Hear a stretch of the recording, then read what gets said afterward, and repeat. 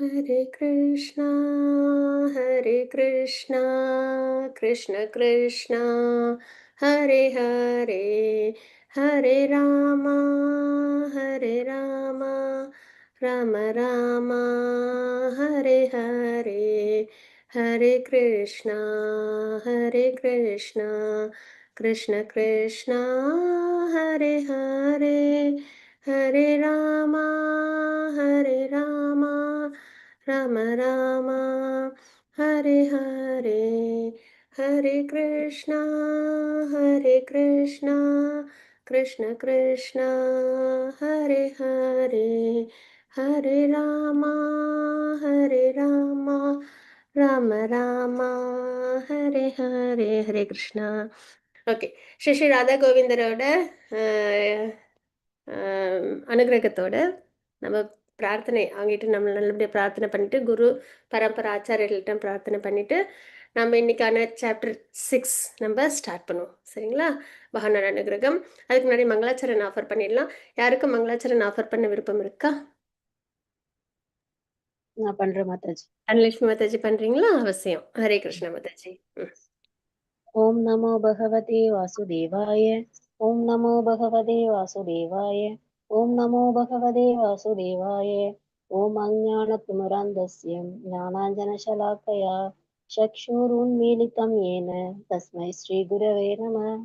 श्रीचैतन्यमनोभीष्टं स्थापितं येन भूतले स्वयं रूपकदामयं तथा विश्वपदान्तिकं वन्देऽहं श्रीगुरो श्रीयुतपदकमलं श्रीगुरून् वैष्णवांश्च श्रीरूपं शाक्रजारं सहगण रघुनाथान्वितं संसजीवं सात्वैतं सावधूतं परिजनसकीतं कृष्णचैतन्यवेदं श्रीराधाकृष्णपादान् सहगणललिता श्रीविशाखान्वितांश्च हे कृष्णकरुणा सिन्धु दीनबन्धु जगत्पदे गोपेश गोपिकान्ता राधाकान्ता नमस्तुते तप्तकाञ्चन गौराङ्गी राधे वृन्दावनेश्वरी वृषभानुसुते देवी प्रणमामि हरिप्रिये वाञ्छाकल्पतरुष्य च कृपा सिन्धुभ्य एव च पतितानां पावनेभ्यो वैष्णवेभ्यो नमो नमः। नमो ब्रह्मण्यदेवाय गो ब्राह्मण्यहृदाय च जगद्हृदाय कृष्णाय गोविन्दाय नमो नमः। नमो महावदान्याय कृष्णप्रेमप्रदायते कृष्णाय कृष्णचैतन्यनाम्ने गौरद्विषे नमः। गुरवे गौरचन्द्राय राधिकाय तथालये कृष्णाय कृष्णभक्ताय तद्भक्ताय नमो नमः।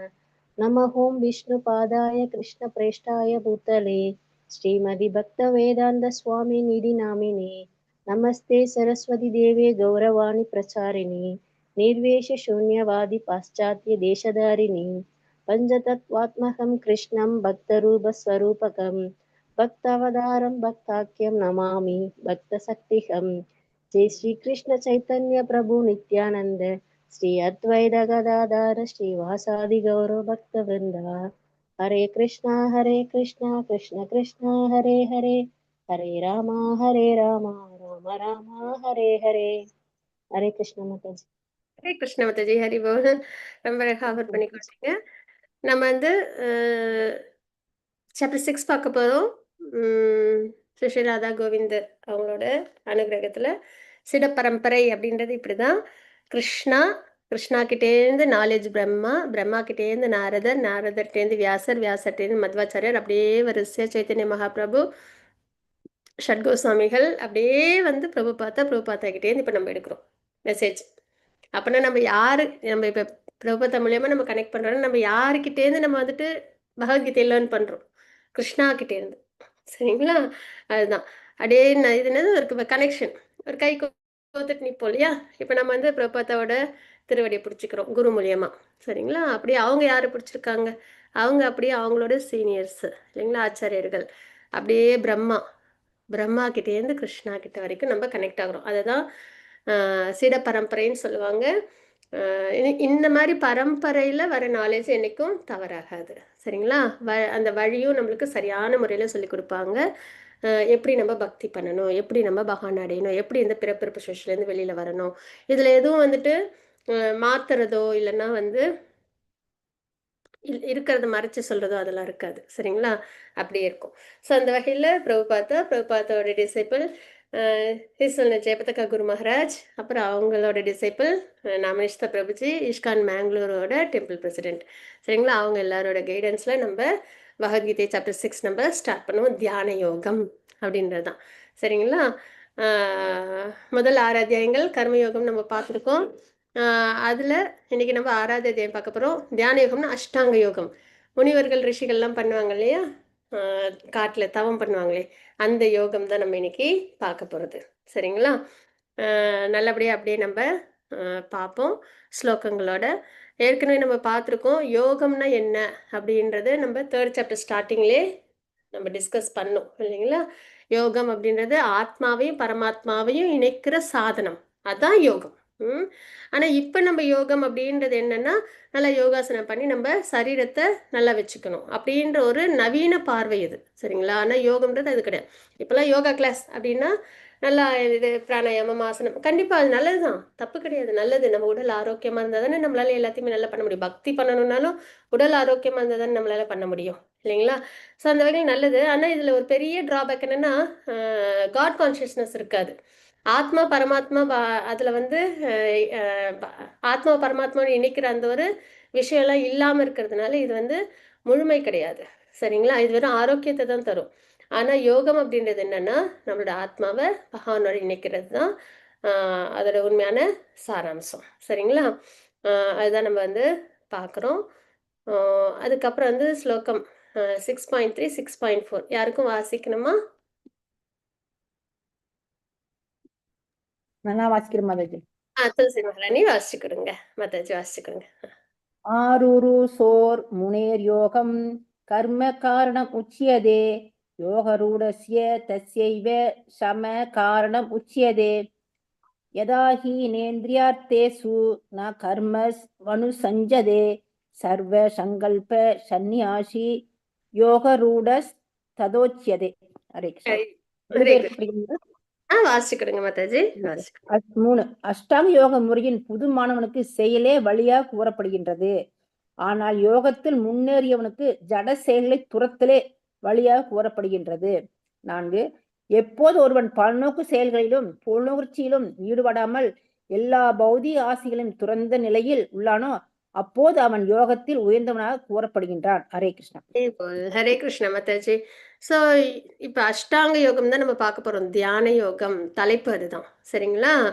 இதில் என்ன அப்படின்னா, அஷ்டாங்க யோகம் அப்படின்றது என்னென்னா, இந்த மாதிரி முனிவர்கள் ரிஷிகள்லாம் வந்துட்டு அந்த காலத்தில் தவம் பண்ணுறதுலாம் நம்ம பார்த்துருக்கோம் இல்லைங்களா, மனதை ஒருநிலைப்படுத்தி. ஸோ இந்த விஷயந்தான் பார்ப்போம். அஷ்டாங்க யோகம்னா என்னன்றது அடுத்தடுத்த ஸ்லைடில் பார்ப்போம். ஆனால் இப்போ தியானம் அப்படின்னா என்னென்னா நம்மளுக்கு தெரியும் ஓரளவுக்கு. சரிங்களா? ஸோ அந்த முறை அதில் வந்து இந்த ஸ்லோகத்தில் நம்ம என்ன தெரிஞ்சுக்கிறோம் அப்படின்னா, அஷ்டாங்க யோக முறையில் புது மாணவனுக்கு இப்போ தான் செய்ய ஸ்டார்ட் பண்ணுறாங்கன்னு வச்சுக்கோங்க. சரி, ஒரு இதில் வந்துட்டு தெளிவு வந்து நான் வந்து தவம் பண்ணணும் அப்படின்ற ஒரு நிலையில் வராங்க அப்படின்னா, செயலே வழியாக அவங்களுக்கு ஃபஸ்ட் இருக்குது. சரிங்களா? ஆனால் அதுக்கப்புறம் அவங்க தன்னை உயர்த்திக்க செயலை துரத்தல் தான் வழியாக இருக்குது அப்படின்றத பார்க்குறோம். சரிங்களா? அது நம்ம ஏன்றதை நம்ம பார்ப்போம். ஏன்னா அஷ்டாங்க யோகத்தில் 8 அங்கங்கள் இருக்குது. ஃபஸ்ட்டு இந்த மாதிரி விஷயங்கள்லாம் ஃபாலோ பண்ணணும், அது செயல்முறைப்படுத்தணும். சரிங்களா? அதை செயல்முறைப்படுத்தி அதுக்கப்புறம் இந்த தியான நிலைக்கு வந்ததுக்கப்புறம் செயலற்று இருப்பாங்க. அது அட்வான்ஸ் ஸ்டேஜ் சமாதி நிலை அப்படின்றது. சரிங்களா? ஸோ அதனால் ஆரம்ப நிலையில் அஷ்டாங்க யோகத்தில் செயல் தான் வந்துட்டு படிக்கட்டாக இருக்கும். சரிங்களா? வழியாக இருக்கும் அந்த செயலற்ற நிலைக்கு வர்றதுக்கு அப்படின்றத நம்ம பார்க்குறோம். அப்போ எப்பொழுது ஒருவன் பலநோக்கு செயலிலிருந்து புலனிச்சையிலிருந்தும் பலநோக்கு செயல்கள் இந்த சரீரம் சார்ந்த விஷயங்களில் புலனின்பங்களை அதெல்லாம் ஈடுபடாமல் இருக்காங்களோ, எல்லா பௌதிக ஆசைகளையும் துறந்து, பௌதிக ஆசைன்னு ரொம்ப ஈஸியாக நம்ம ஞாபகம் வச்சுக்கலாம். கிருஷ்ணா இல்லாத விஷயம் எல்லாம் பௌதிக விஷயம். சரிங்களா? கிருஷ்ணா இருக்கிற விஷயம் எல்லாம் ஆன்மீக விஷயம். அவ்வளோதான், ரொம்ப ஈஸி. சரிங்களா? ஸோ பௌதிக ஆசைகளை துறந்த நிலையில் உள்ளானோ அப்போது அவன் யோகத்தில் உயர்ந்தவனாக கூறப்படுகிறான். அந்த சமாதி நிலை. சரிங்களா? இந்த நிலையில் இருக்கும்போது எப்பயும் வந்துட்டு அதில் எந்த டிஸ்டர்பன்ஸும் இருக்காது. இந்த மாதிரி பலநோக்கு செயல்கள், புலனுகர்ச்சி, அப்புறம் பௌதிக ஆசைகள் இது எதுவுமே அந்த நிலையில் இருக்காது. அப்போ அது வந்து யோகத்தின் உயர்ந்த நிலை அப்படின்றத நம்ம இங்கே தெரிஞ்சுக்கிறோம். சரிங்களா? அப்படி இன்னொரு முக்கியமான ஒரு ஸ்லோகமும் இருக்குது. என்ன அப்படின்னா, மனம் வந்து நண்பனா எதிரியா அப்படின்றது நம்ம ரொம்ப இம்பார்ட்டண்ட்டாக கவனிக்க வேண்டிய ஒரு விஷயம். சரிங்களா? என்ன அப்படின்னு பார்த்தோம்னா, நம்ம தாட்ஸ் இருக்குல்ல, அது வந்து ரொம்ப பவர்ஃபுல்லானது. இப்போ நம்ம ஏகாதசி மகாத்மியம் நம்ம பார்த்தோம் இல்லைங்களா? ஆம், அந்த தவம் பண்ண பண்ண இந்த புலனின்ப விஷயங்கள்லேருந்து விலகி நம்ம நினைக்கிறோம்ல, நம்மளுக்கு சரீரத்தில் தான் சக்தி இருக்குது. இப்போ நம்ம வந்து ஒரு இடத்துக்கு போகணும்னு நினச்சோன்னா நம்மளுக்கு நல்ல உடம்புல தெம்பு இருந்ததுன்னா நம்ம நடந்து போவோம் இல்லைங்களா? இல்லை ஏதோ ஒரு வேலை செய்யணும்னா நம்மளுக்கு உடம்புல தெம்பு இருக்கணும். உடம்புல தெம்பு இருந்தால் தான் நம்மளால எல்லாம் முடியும். ஆனால் உண்மையிலேயே சக்தின்றது ஆத்மாவில் தான் இருக்குது. அதுதான். அதனால தான் முனிவர்களாலெல்லாம் இப்போ இரண்யகசிபு 125 இயர்ஸ் என்ன பண்ணுறாங்க, தவம் பண்ணுறாங்கன்னு நம்ம கேட்குறோம் இல்லைங்களா? 125 இயர்ஸ் சாப்பிடாம விஷயங்கள் எல்லாம் இருந்து அவங்க வந்து எவ்வளோ பவர்ஃபுல்லாக அவங்க ஒரு பிரம்மாவால் உருவாக்கப்பட்ட எந்த ஒரு விஷயத்தாலையும் அழிக்க முடியாத அளவுக்கு அவங்க வந்து பவர்ஃபுல்லாக இருக்காங்க. அதே மாதிரி அஷ்டாங்க யோகத்தில் வரவங்க அவங்கெல்லாம் பார்த்தீங்கன்னா, இப்போ நம்ம துர்வாச முனிவரை பற்றி நம்ம நேற்றுக்கு பார்த்தோம். அவங்க என்ன பண்ணுறாங்க, வைகுண்டம் வரைக்கும் போயிட்டு வராங்க. இதே சரீரத்திலேயே வைகுண்டம் வரைக்கும் போயிட்டு வராங்க அவங்க இல்லைங்களா? நான் இப்போ எனக்குலாம் பக்கத்தில் உள்ள கடைக்கு போகணும், கோயிலுக்கு போனால் அப்புறம் போகலாம் அப்படின்ற மாதிரி தோணிடுது இல்லைங்களா? சரி. அது என்னன்னா, நமக்கு வந்து அப்படி சொல்லி கொடுத்தாச்சு. சாப்பிட்டா தான் உடம்புல தெம்பு இருக்கும், சாப்பிடு அப்படின்னு. ஆனா, தெம்பு, சக்தி அப்படின்றது ஆத்மாவிலேருந்து வர்றது. அப்ப அந்த எப்படி நம்ம வந்துட்டு உணர முடியும்னா, நம்ம வந்து ஃபோக்கஸ் ஒரு நிலையில கொண்டு வரணும். அதுதான். தாட்ஸ வந்து சிதற விடாம பார்த்துக்கணும். எல்லாமே அந்த மூச்சு, புலன்கள், தாட்ஸு இதெல்லாம். இப்ப பார்த்தீங்கன்னா, நம்ம சின்ன பிள்ளையிலேருந்தே ஒரு விஷயம் நம்ம கவனிச்சிருப்போம். சூரியனோட ஒளிக்கதிரை வந்து அந்த லென்ஸில் வைப்போம். லென்ஸ் வச்சோம் அப்படின்னா, அந்த சூரிய ஒளிக்கதிரில் அந்த ஒளிக்கதிர்லாம் ஒண்ணா அப்படியே சேர்ந்து வந்து, கீழ வந்து நம்ம பேப்பர் வச்சிருந்தோம்னா, அந்த பேப்பர் எரியும். இப்ப சாதாரணமா சூரிய வெளிச்சத்துல பேப்பர்ல வச்சா எரியாது. அது நல்ல விஷயம் ஆக்சுவலா. இல்லைங்களா? ஆனா லென்ஸ் வச்சு அடியில பேப்பர் வைக்கும்போது என்ன ஆகும்? அந்த ஒளியெல்லாம் ஒண்ணு சேர்ந்து ஒரு இடத்துல வந்து அந்த சூடு அதிகமாகி, அந்த இது என்ன ஆகுது? எரியுது. பேப்பர் எரியுது இல்லையா? இது நம்ம செஞ்சிருப்போம். எல்லாருமே நம்ம சின்ன வயசுல. அப்ப அதுதான் அந்த ஃபோக்கஸ். நம்மளுடைய எண்ணங்கள் வந்து ஒருநிலைப்பட பட பட பட என்ன ஆகும்? நம்மளோட புலன்கள்லாம் அ உள்ளுக்குள்ளார வெளியில சிதறாம, உள்ளுக்குள்ளார ஃபோக்கஸ் ஆக ஆக ஆக அந்த ஆத்மால இருக்கிற பலம் வந்து நல்லபடியா உணர முடியும். அதுதான் நம்ம துர்வாசர் வந்து எங்கெல்லாம் போயிட்டு வராங்கன்னு பார்த்தோம். சரிங்களா? நாரதர் எல்லா இடத்துலயும் சஞ்சாரம் பண்றாங்க. எல்லாருமே ஆத்மாக்கள் தானே! பகவான் மட்டும் தான் சூப்பர் சோல். நம்ம எல்லாரும் ஆத்மாக்கள். அதுவும் நேத்து ஸ்லோகத்திலேயே பார்த்துட்டோம். எல்லாருமே பண்டிதா சமதர்ஷன அப்படின்றத எல்லாருமே ஆத்மா சச்சிதானந்த ஸ்வரூப் அப்படின்ற பாவம். ஆனா எப்படி அவங்களால அதெல்லாம் முடியுதுன்னா அந்த தபஸ் கொடுக்குற அந்த வலிமை. சரிங்களா? நல்ல வலிமை அப்படின்றது மனதிலிருந்து உள்ளுக்குள்ள ஆத்மாவிலேருந்து வர்றது. அதனால தான் டிவோட்டிஸ் எப்பயுமே ஃபியர்லெஸ்ஸாக இருப்பாங்க. சரிங்களா? அந்த அவங்களாம் மோட்டிவேஷனல் தெரப்பிலாம் தேவைப்படாது. எல்லாத்துலேயும் வந்துட்டு ரொம்ப தைரியமாக இருப்பாங்க அப்படின்றத நம்ம பார்க்குறோம். சரி, ஓகே. அப்ப இது ஏன் இத சொல்றேன் அப்படின்னா, இந்த அத்தியாயத்துல ஒரு முக்கியமான ஒரு விஷயம் வரும். மனம் வந்து நண்பனா, விரோதியா அப்படின்றது வந்து வரும். செகண்ட் லெவல்ல படிப்போம் நம்ப. பட் இப்பயும் ஒரு இன்ஃபர்மேஷனுக்காக. யார் ஒருத்தவங்க மனதை கட்டுப்படுத்துறாங்களோ, அவங்களுக்கு மனம் வந்து நண்பன். யார் ஒருத்தவங்க மனதை கட்டுப்படுத்த முடியலையோ, அது அவங்களுக்கு விரோதி. சரிங்களா? இப்ப நம்மளுக்கு இது நெறைய தடவ நம்ம டிஸ்கஸ் பண்றோம். இப்ப நமக்கு வந்து 2 ஆப்ஷன் இருக்கு. ஒண்ணு அ நம்ம சாண்டிங் பண்ணணும் அப்படின்றது. இன்னொன்னு பண்ண வேணான்றது. மனம் இப்ப நம்ம சாண்டிங் நல்ல விஷயத்துக்கு மனசு வந்து வராது. அது இயல்பு. நம்ம அதுக்காக ஆச்சரியமே படக்கூடாது. நமக்கு தான் அப்படி நடக்குதானா இல்ல, எல்லாருக்கும் அப்படிதான் நடக்கும். சரிங்களா? சாண்டிங் பண்ணணும், பக்தி பண்ணணும் அப்படின்னா, அதுக்கு எல்லா வகையிலயும் மனம் வந்து நம்ம என்ன பண்ணணும், டிஸ்டர்ப் பண்ணணும். இல்ல, இல்ல. உனக்கு அது வராது. சரியா வராது. உனக்கு தூக்கம் வரும். உனக்கு வந்துட்டு வேலை இருக்கு. உனக்கு உடம்பு சரியில்ல. உனக்கு தலை வலிக்குது. குழந்தைங்கள யாரு பார்த்துக்கிறது? வீட்ட யாரு பார்த்துக்கிறது? எல்லா விஷயத்தையும் சொல்லி சண்டிங் பண்ண விடாம நம்மள டிஸ்டர்ப் பண்ணும். சரிங்களா? அப்ப நம்ம என்ன பண்ணணும் அப்டின்னா, சரியா நம்ம அங்க முடிவு எடுக்கணும். அந்த ஒரு 10 நிமிஷத்துல ஒண்ணும் ஆயிடாது. தூக்கத்துல கூட நம்ம அத கம்மி பண்ணிக்கலாம். 10 நிமிஷம் தூக்கம் கம்மியா கூட தூங்கிக்கலாம். இல்லையா? ஏன்னா ஒரு ரவுண்ட் சாண்டிங் பண்றது ஒரு 10 மினிட்ஸ் ஆகும். ஸோ அப்ப நம்ம என்ன பண்ணணும்னா, அந்த மாரி மனசு எப்பலாம் நம்மள வந்துட்டு அ நல்ல விஷயத்துல ஈடுபடாம, பக்தி விஷயத்துல ஈடுபடாம வச்சிருக்கோ, அப்போ நம்ம அத கேட்கக்கூடாது. அது பேச்ச. சரிங்களா? அதுகிட்ட தான் நம்ம சண்டையே போடணும். சரிங்களா? போட்டு நான் பக்தி தான் பண்ணுவேன் அப்படின்னு சொல்லி நம்ம தெளிவா இருக்கணும். எல்லா விஷயத்துலயும் இது வரும். பிரசாதம் எடுத்துக்கிறது, பகவத்கீதை கிளாஸ் அட்டெண்ட் பண்றது, சாதனா பக்தி பண்றது, குரு கிட்ட ஸ்வீகரிச்சுக்கிறது, எல்லா விஷயத்துலயும் நம்ம வந்து எதெல்லாம் நம்மளுக்கு மகான லோகத்தை அடையறதுக்கு தேவையோ இந்த பிறவில பகவத்கீதை உபதேசத்தின் படி, அதுவும் பகவானை எப்படி நம்ம அடையிறோம்? சும்மா ஏதோ மேன்மேடா ஏதோ ஒண்ணு சொல்லி நம்ம அப்படியே ஏதோ அப்படியே இருக்கோம். இல்ல. கரெக்டா, ப்ராப்பரா பகவத்கீதை நாலேஜ்லேருந்து நம்ம அடையறதுக்கு முயற்சி பண்றோம். ஸோ அந்த வகையில நம்மள பக்தி மார்க்கத்துல சிறப்பா நம்மள கொண்டு போகணும். அதுல எந்த டிஸ்ட்ராக்ஷன் நம்மளுக்கு வரக்கூடாது. சரிங்களா? அதனால இப்ப நம்ம குழந்தைங்களுக்கே சொல்லுவோம். இப்ப எக்ஸாம் இருக்கு. டிவி பார்க்கணும்னு அதுக்கு வந்து தோணும். இன்னொன்னு வந்து படிக்கணும்னு தோணும். அப்ப அந்த குழந்தை என்ன பண்ணணும்? படிக்கணும். நம்ம சொல்லுவோம்ல நம்ம குழந்தைங்கிட்டயே, எக்ஸாம் இருக்கு, டிவி பார்க்கக்கூடாது, படிக்கணும். அதே மாதிரி தான் நமக்கு கிருஷ்ணா சொல்றாங்க. உனக்கு வந்து இந்த மனித வாழ்க்கை கிடைச்சிருக்கு, நீ பக்தி பண்ணி இந்த பிறப்பு விஷயத்துலேருந்து வெளியில வந்துடு. இல்லைன்னா நீ இந்த உலகத்திலே பிறப்பு விஷயத்துலேயே தங்கிடுவ. அப்படின்றத நமக்கு சொல்றாங்க. எப்படி நம்ம குழந்தைங்களுக்கு நம்ம சொல்றோமோ, எக்ஸாம் இருக்கு படி அப்படின்னு. அது மாதிரி உனக்கு வந்து ஹியூமன் லைஃப் இருக்கு, பக்தி பண்ணி என்கிட்ட வந்துரு அப்படின்னு பகவான் நமக்கு சொல்றாங்க. சரிங்களா? இப்ப அந்த குழந்தை என்ன பண்ணணும்? எக்ஸாமுக்கு படினோடனே சரி அம்மா நம்ம நல்லதுக்கு சொல்றாங்க அப்படின்னு சொல்லிட்டு அப்பா நம்ம நல்லதுக்கு சொல்றாங்கன்னு சொல்லிட்டு படிக்கும். இல்லைங்களா? இந்த சொல் பேச்சு கேட்காத பிள்ளை என்ன பண்ணும்? அதை நான் டிவிலாம் பார்த்து அப்புறமா நான் படிக்கிறேன் அப்படின்னு சொல்லிடும். அப்புறம் அதால படிக்க முடியாமலும் சமயத்துல போயிடும். சிரமப்படும். அது மாதிரி நம்ம என்ன பண்ணணும் அப்படின்னா, நல்லபடியா பக்தி பண்ணணும். அப்ப மனதை நம்ம சரியான முறையில நம்ம நண்பனா வச்சுக்கணும். சரிங்களா? மனம் வந்து ரொம்ப சக்தி வாய்ந்தது. இப்ப வந்து ஒரு நெருப்பு இருக்குன்னு இருக்குன்னு வச்சுக்கோங்களேன். நெருப்பு வச்சு நம்ம என்ன பண்ணலாம்? விளக்கேத்தலாம். நெருப்ப வச்சு காட்டையும் அழிக்கலாம். இல்லைங்களா? அது மாரி தான். நம்ம மனம் அதுல இருக்கிற அந்த தாட்ஸு நம்ம வாழ்க்கையில நம்மளுக்கு நல்லதையும் குடுக்கும். அதே வந்து தாட்ஸ் நல்லதா இல்லன்னா, அது நம்மள அழிச்சிடும். அழிச்சிடும்னா நம்மள துன்பத்துல தள்ளிடும். அதனால நம்ம மனதை வந்து நம்ம ரொம்ப ஸ்திரமா, நல்ல விஷயத்துல நம்ம கொண்டு வரணும். அந்த அளவுக்கு நம்மளுக்கு இன்டெலிஜென்ஸ் அந்த அளவுக்கு நமக்கு கேப்பபிலிட்டி இருக்கணும். சரிங்களா? ஸோ அந்த வகையில ஸ்லோகம் வரும் 6.6ல மனம் வந்து நண்பனா விரோதியான்னு, அந்த வகையில் நண்பனா நம்ம கொண்டு வரணும் மனம். ஏன்னா அது ரொம்ப முக்கியம் நமக்கு பக்தி மார்க்கத்துல. சரிங்களா? தாட்ஸ் ஃபுல்லா கிருஷ்ணாவா இருக்கணும். ஸோ இப்ப வந்துட்டு யோக ப படிகள் நம்ம பார்க்குறோம். சரிங்களா? என்னென்ன யோகம் இருக்கு? நம்ம இப்ப பகவத்கீதையில பார்க்குறோம்னா, கர்ம யோகம் பார்ப்போம், ஞான யோகம் பார்ப்போம், அஷ்டாங்க யோகம் பார்த்துட்டு இருக்கிறோம். பக்தி யோகம். சரிங்களா? இதுவரைக்கும் நம்ம கர்ம யோகம் தான் பார்த்துட்டு இருக்கோம். அதுலயே அஷ்டாங்க யோகமும் வந்துருது. அடுத்தது பக்தி யோகம் 7லேருந்து 12 வரைக்கும். அப்புறம் 13லேருந்து 18 வரைக்கும் ஞான யோகம் நம்ம பார்ப்போம். சரிங்களா? ஸோ இந்த வகையில அ இது வந்து படிகள், நிலைகள். சரிங்களா? இருக்கறதுலயே உயர்ந்தது பக்தி யோகம்.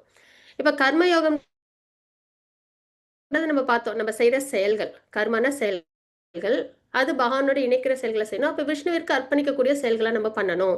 அப்படின்றத நம்ம பார்த்தோம். இல்லைங்களா? அதுக்கப்புறம் ஞான யோகம். அதுல என்ன ஞானத்தை விருத்தி பண்ணிக்கிறது. சாஸ்திரத்தெல்லாம் தெரிஞ்சுக்கிட்டு, இந்த ஜட விஷயம், இந்த ச ஜட உலக விஷயங்கள், மெட்டீரியல் நேச்சர் தெரிஞ்சுக்கிட்டு, அதுலேருந்து எப்படி நம்ம விலகி இருக்கணும். நம்ம சோல், நம்ம பகவான்ட்ட பக்தி பண்ணணும். அந்த மாதிரி ஒரு முறையில ஞானத்தை வந்து விருத்தி பண்ணிக்கிறது. சரிங்களா? அதுக்கு அடுத்தது அஷ்டாங்க யோகம். தியானம் பண்றது. இப்ப நம்ம படிக்க போறது. சரிங்களா? இந்த அஷ்டாங்கங்களை உடைய யோகம் தான் அஷ்டாங்க யோகம். தவம் பண்றது. ம். அதுக்கு அடுத்தது பக்தி யோகம் அப்படின்றது இருக்கு. பகவானுக்கு கிருஷ்ணாவுக்கு நம்ம பக்தி பண்ணணும் அப்படின்னு. இருக்கிறதுலே உயர்ந்த படி இதுதான் அப்படின்னு நம்ம இங்க தெரிஞ்சுக்கிறோம். எதனால அப்படின்னு பார்த்தோம்னா, இது எல்லாமே நம்மள வந்துட்டு பகவானோட லோகத்துக்கு கொண்டு போகுமா அப்படின்னா, இல்ல. சரிங்களா? ஏன்னா, நம்ம நல்ல பயஸ் ஆக்டிவிட்டீஸ் பண்றோம்னு வச்சுக்கோங்களேன், நம்ம எங்க வரைக்கும் போவோம்? நல்ல புண்ணிய காரியங்களா பண்றோம். சொர்க்கம் வரைக்கும் நம்மள கூட்டு போகும். கரெக்ட்டுங்களா? அதுக்கப்புறம் ஞான யோகம். அதுல வந்து என்னன்னா, மெட்டீரியல் விஷயத்துலேருந்து விலகி, அ பகவான் வந்து ரூபம் இல்லாமல் வழிபாடு பண்ற முறை. அதுக்கப்புறம் அஷ்டாங்க யோகத்துல வந்துட்டு தவம் பண்றது. பகவான மெடிடேட் பண்ற முறை. இது 2ம் நம்மள பிரம்மஜோதி வரைக்கும் கூட்டு போகும். சரிங்களா? ஆனா, பக்தி யோகம் வந்து நம்மள பகவான் லோகத்துக்கே கூட்டு போகும். வைகுண்ட கோலோகத்துக்கு நம்ப போக முடியும். அதான் உயர்ந்த ஸ்தலம். சரிங்களா? வைகுண்ட கோலோகத்த அடையறது தான் உயர்ந்த ஸ்தலம். இப்ப பக்தி யோகத்துல இது எல்லாமே அடங்கிடும். இப்ப கர்ம யோகம், ஞான யோகம், அஷ்டாங்க யோகம் இது எல்லாமே அடங்கிடும். எப்படி அப்படின்னா, பக்தி அப்படின்றது என்னன்னா, டிவோஷனல் சர்வீஸ். பகவானுக்கு செய்ற சேவை, பக்தி சேவை. சேவைனாலே அது என்னது? செயல். இல்லைங்களா? சர்வீஸ்னாலே செயல் தானே. செயல் இருக்குனாலே அதுல கர்மா இருக்கு. சரிங்களா? அப்போ கர்ம யோகம் அதில் வந்துடுது. ம். அதுக்கப்புறம் யாருக்கு நம்ம பக்தி பண்ணணுன்ற ஞானம் நமக்கு இருக்குது, கிருஷ்ணாவுக்கு பக்தி பண்ணணுன்ற அளவுக்கு ஞானம் இருக்குது. ஸோ அந்த வகையில் நம்ம ஸ்கிரிப்சர்ஸ் படித்து அந்த ஞானமும் நமக்கு வந்துடுது. சரிங்களா? அதுக்கப்புறம் நம்ம இப்போ பக்தி சேவை பண்ணுறோம். இப்போ நம்ம வந்து அபிஷேகம் பண்ணுறோம் பகவானுக்கு. சரிங்களா? அதில் வந்து செயல் இருக்குது, பகவானுக்கு பண்ணணுன்ற நாலேஜ் இருக்குது. அதுக்கப்புறம் நம்ம என்ன பண்ணுறோம், நம்மளோட மனம் புலன்கள் எல்லாத்தையும் நம்ம அதில் என்கேஜ் பண்ணுறோம். எதையும் கண்ட்ரோல் பண்ணல இல்லையா? இதுலெல்லாம் கண்ட்ரோல் பண்ணுறாங்க இல்லையா? ஆனால் அதில் கண்ட்ரோல் பண்ணல. நம்ம என்ன பண்ணுறோம், அபிஷேகம் பண்ணுறோம், அலங்காரம் பண்ணுறோம், ஆரத்தி காமிக்கிறோம். அப்போ நம்மளோட மனம் புலன்கள் எல்லாம் அதில் ஈடுபடுது. அப்போ அந்த நேரத்தில் நம்மளுக்கு வேறு ஏதாவது டிஸ்டர்பன்ஸ் வருதா?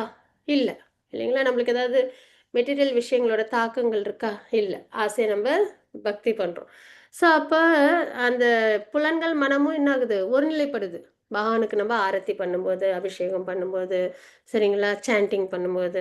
ஸோ அந்த வகையில் என்ன ஆகுதுன்னா, பக்தி யோகத்தில் இது அத்தனையும் இருக்கும். அதனால தான் பக்தி யோகம் உயர்ந்தது. ரெண்டாவது, இதிலெல்லாம் வீழ்ச்சி அடைஞ்சிருவோம். திரும்பி இந்த பிறப்பிறப்பு சுழற்சிக்கு நம்ம வர்றதுக்கான விஷயம் இருக்குது. ஆனால் பக்தி யோகத்தில் அந்த மாதிரி வீழ்ச்சியும் கிடையாது, திரும்பி பிறப்பிறப்பு சுழற்சியில் நம்ம வரமாட்டோம். சரிங்களா? இப்போ பார்த்தீங்கன்னா, நம்ம இன்னைக்கு பார்த்த ஏகாதசி மகாத்மியத்தில் கூட அவங்க வந்து ரொம்ப நல்ல தவம் பண்ணியிருந்தாங்க. நல்ல அந்த தேஜஸோட அவங்கள யாரும் டிஸ்டர்ப் பண்ண முடியாத அளவுக்கு அவங்கள சுற்றி ஒரு சக்தி வளையம் கூட வந்துச்சு அப்படின்லாம் பார்க்குறோம். ஆனாலும் ஒரு சின்ன ஒரு இடர்பாடுனால அவங்க வந்து தன்னோட தவத்திலேருந்து கலைஞ்சிடுறாங்கன்றதையும் நம்ம பார்க்குறோம் இல்லைங்களா? ஆனால் அந்த மாதிரி இதில் ஏற்படுமா? ஏற்படாது. ஏன்னா இதில் தான் நம்ம எதுவுமே கண்ட்ரோலே பண்ணலையே இல்லைங்களா? புலன்கள் நம்ம கண்ட்ரோல் பண்ணாதானே வீழ்ச்சியே வரும். நம்ம தான் நல்லா சாப்பிட்றோம் பிரசாதமாக, நல்லா பேசுகிறோம், கிருஷ்ண கதாவை பேசுகிறோம், நல்லா கேட்குறோம், கிருஷ்ண கதாவை பேசுகிறோம் கேட்குறோம் இல்லைங்களா? நல்ல அபிஷேகம் ஆரத்தி அலங்காரம் எல்லாம் பண்ணுறோம், சேவா பண்ணுறோம் வைஷ்ணவர்களுக்கு. நம்ம குடும்பத்தையும் பார்த்துக்குறோம். அதுவுமே வந்துட்டு கிருஷ்ண பக்தியில் தான் வரும். ஏன்னா நம்மளோட கடமையை செய்யணும் இல்லை இல்லையா? அதே கடமையா பகவானே நீ எனக்கு கொடுத்த குடும்பத்தை நான் நல்லபடியாக பார்த்துக்க வேண்டியது என்னோட கடமை. அந்த வகையில் நம்ம அவங்களுக்கு கிருஷ்ணா கான்ஷியஸ்னஸை கொடுத்து நம்ம குடும்பத்தை ரன் பண்ணுறது கிருஷ்ணா கான்ஷியஸ்னஸில் வரும். ஸோ அப்போ நம்மளுக்கு இதில் எங்கேயாவது ஃபால் டவுன் வருமானா வராது இல்லைங்களா? ஸோ அதனால தான் பக்தி யோகம் அப்படின்றது ரொம்ப உயர்ந்தது அப்படின்றத நம்ம இங்கே பார்க்குறோம். சிலவங்க வந்து படிப்படியாக வருவாங்க. நான் கர்மயோகம் வந்து, ஞான யோகம் வந்து, அஷ்டாங்க யோகம் வரேன், அதுக்கப்புறம் பக்தி யோகம் வரேன். ஆனால் யார் இன்டெலிஜென்ஸோ அவங்க என்ன பண்ணுவாங்க, பக்தி யோகத்துக்கு நேராக வந்துடுவாங்க. அதுதான் சொல்லுவாங்க, படிக்கட்டு ஏறி நம்ம ஒரு 12வது 11வது ஃப்ளோர் போகணுன்னா சிரமம் இல்லையா? எனக்குலாம் ஒரு ஒரு ஒரு ஃப்ளோர் 2 ஃப்ளோர் அவ்வளோதான், அதுக்கு மேலே ஏற முடியாது. ஆனால் இப்போ பக்தி யோகம் அப்படின்றது லிஃப்ட்டில் போகிற மாதிரி சரிங்களா? கடகடன்னு நம்ம என்ன பண்ணிடலாம், பகவான் லோகத்துக்கு போயிடலாம். இப்போ அஷ்டாங்க யோகத்தில் தவம் பண்ணணும், திடீர்னு தவம் கலைஞ்சிடும், மறுபடியும் வீழ்ச்சி வந்துடும், மறுபடியும் தபஸ் பண்ணணும், மறுபடியும் வீழ்ச்சி வந்துடும். இதெல்லாம் இருக்கும் இதில் சமயத்தில். ஆனால் பக்தி யோகத்தில் அது மாதிரி வீழ்ச்சியே இருக்காது. சீக்கிரம் நம்ம பகவானை நம்ம அடைஞ்சிட முடியும். ஸோ அதனால் இருக்கலையே உயர்ந்தது என்னென்னா பக்தி யோகம் அப்படின்றத நம்ம பார்க்குறோம். சரிங்களா? அதுக்கப்புறம் அஷ்டாங்க யோகம். ஏன்னா நம்மளுக்கு இப்போ தலைப்பு 6வது அத்தியாயத்தில் என்னென்னா தியான யோகம்னு பார்க்குறோம் இல்லைங்களா? ஸோ அந்த வகையில் அஷ்டாங்க யோகம்னா அஷ்ட அப்படின்னா 8, அங்கம்னா நிலைகள், யோகம்னா ஆத்மாவையும் பரமாத்மாவையும் இணைக்கக்கூடிய சாதனம். ஸோ 8 அங்கங்களை கொண்ட யோகம் அஷ்டாங்க யோகம் அப்படின்னு நம்ம பார்க்குறோம். என்னென்ன அங்கங்கள் அப்படின்னு பார்த்தோன்னா யம நியம அப்படின்றத பார்க்குறோம் சரிங்களா? அதுக்கப்புறம் ஆசனம், பிராணாயாமம், பிரத்யாகாரம், தாரணை, தியானம், சமாதி அப்படின்ற 8 அங்கங்கள் இருக்கு. யம நியம என்ன அப்படின்னு பார்த்தோம்னா, யமன்றது எக்ஸ்டர்னல் டிசிப்ளின் சொல்லுவாங்க, விதிகள் சரிங்களா? வெளிப்புற நிலை என்னென்னலாம் நம்ம கவனிக்கணும்னு. நம்ம இப்போ தவம் தானே, இந்த மாதிரி தவம் பண்ணுறதானே அஷ்டாங்க யோகம். அப்போ என்ன பண்ணுவாங்க, கண்டிப்பாக தவம் பண்ணுறதுக்கு ஏற்ற ஒரு இடத்த தேர்ந்தெடுப்பாங்க. ஒரு ஆறு ஓடணும், ஒரு குடில் இருக்கணும், அந்த இடம் வந்து ரொம்ப சேக்ரெட் பிளேஸாக இருக்கணும் இல்லையா? புனிதமானதாக தூய்மையானதாக இருக்கணும், அமைதியானதாக இருக்கணும், பாதுகாப்பானதாக இருக்கணும். ஸோ இந்த மாதிரியான விஷயங்கள்லாம் செலக்ட் பண்ணி அதுக்கப்புறம் நியமன்றது இன்டர்னல் டிசிப்ளின் சரிங்களா? நம்ம உள்ளுக்குள்ளார எடுத்துக்கிற விதிமுறைகள் என்ன அப்படின்னா, அளவாக தூங்கணும், அளவாக சாப்பிட்ணும், அதுக்கப்புறம் வந்து அளவா வந்து வேலை செய்யணும், அளவா பொழுதுபோக்கணும். இந்த 4 விஷயம் வரும் சரிங்களா? யார் ஒருத்தவங்க மனதை கட்டுப்படுத்துகிறாங்களோ, அதாவது மனதை நண்பனாக எடுத்துக்கிறாங்களோ, அவங்க யோகத்தில் வெற்றி அடைவாங்க. அதே மாதிரி யார் ஒருத்தவங்க அளவா சாப்பிட்டு அளவா தூங்குறாங்களோ அவங்களால தான் யோகி ஆக முடியும். சரிங்களா? எப்படி சாப்பிடணும், நம்ம ஏற்கனவே 3 சாப்டர்ல பார்த்தோமா? எது நம்ம சாப்பிட்டாலும் பகவானுக்கு ஆஃபர் பண்ணி சாப்பிடணும், இல்லைன்னா திருடனே ஆவான் அப்படின்னு பார்த்தோம். பாபம் வந்து சேரும் அப்படின்னு நம்ம பார்த்தோம் இல்லைங்களா? அதே மாதிரி இந்த அத்தியாயத்துல பகவான் சொல்லியிருப்பாங்க, எப்படி எவ்வளவு சாப்பிடணும், எவ்வளவு தூங்கணும், அதுக்கப்புறம் எவ்வளவு வேலை செய்யணும், எவ்வளவு நம்ம பொழுதுபோக்கணும், இந்த விஷயங்கள். சரிங்களா? அதுக்கு அளவு இருக்கு. இப்ப சாப்பிட்றது அப்படின்னு பார்த்தீங்கன்னா மிதமா சாப்பிடணும். ரொம்ப அதிகமாவோ ரொம்ப கம்மியாவோ சாப்பிடக்கூடாது. சரிங்களா? சாப்பிடாமலும் இருக்கக்கூடாது. மிதமா சாப்பிடணும். அப்ப ஆயுர்வேதிக் முறைப்படி என்ன குடுத்துருக்காங்கன்னா, 1/2 வயிறு சாப்பாடு, 1/4 வயிறு தண்ணி, 1/4 வயிறு காற்று. இப்படி இருக்கணும். அப்பதான் அது என்ன ஆகும்னா, நல்ல அந்த தண்ணி, காத்து, உணவு எல்லாம் சேர்ந்து டைஜஷன் பண்ணி, அதுக்கப்புறம் அந்த சக்திய உடல் ஃபுல்லா அது குடுக்கும். அப்படின்றது தான் அந்த அளவா சாப்பிடுறது அப்படின்றது. அதே மாரி அளவா தூங்குறதுன்றதும் கன்டினியூஸ் ஸ்லீப் ஒரு 6 to 7 ஹவர்ஸ் கண்டிப்பா இருக்கணும். அப்பதான் நம்மளால ஃபோக்கஸ் பண்ண முடியும். சரிங்களா?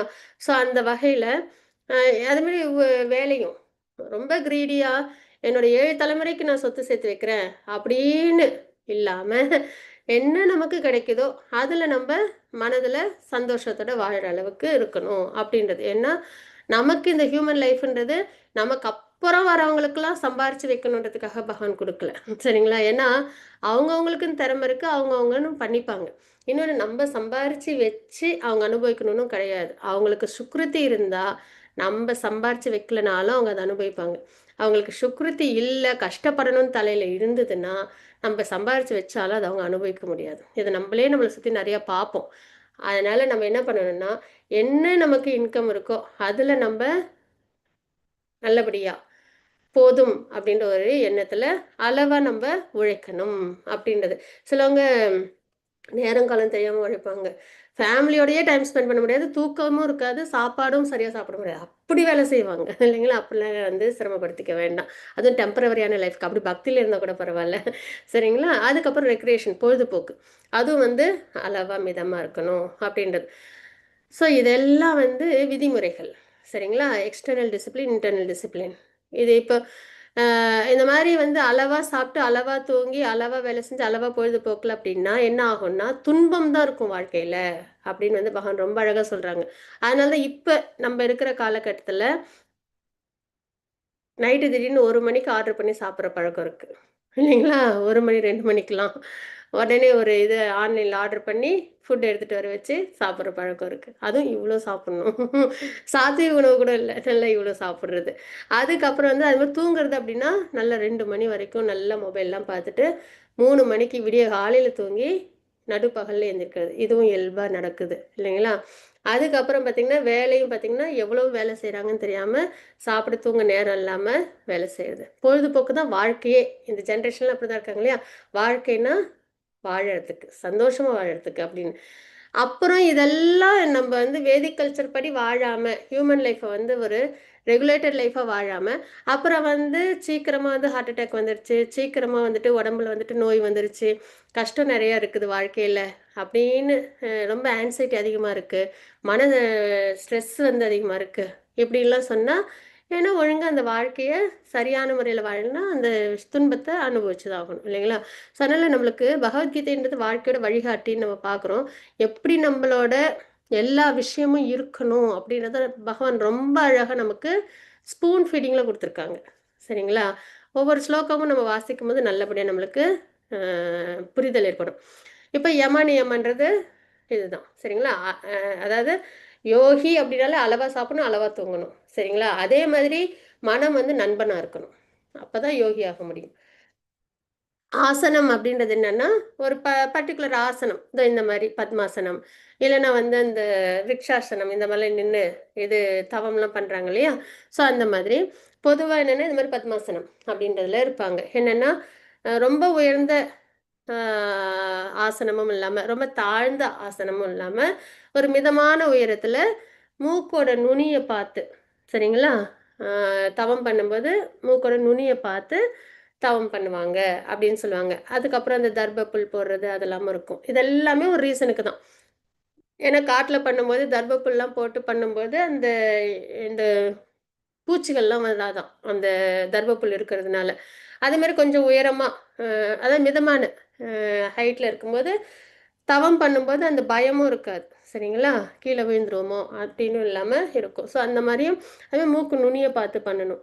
கண்ணை மூடிட்டு பண்ணாலும் தூக்கம் வரும். அதே மாதிரி முழிச்சிட்டே இருந்தாலும் சுற்றி என்ன நடக்குதுன்னு கவனம் செலுத்திடணும். ஸோ அதனால் வந்து மூக்கு நுனியை பார்த்து அதை பாதி கண்ணு மூடி சரிங்களா? ஸோ அந்த மாதிரி ஆசன நிலையில் அந்த அமரும் நிலையெல்லாம் அதில் கொடுத்துருப்பாங்க.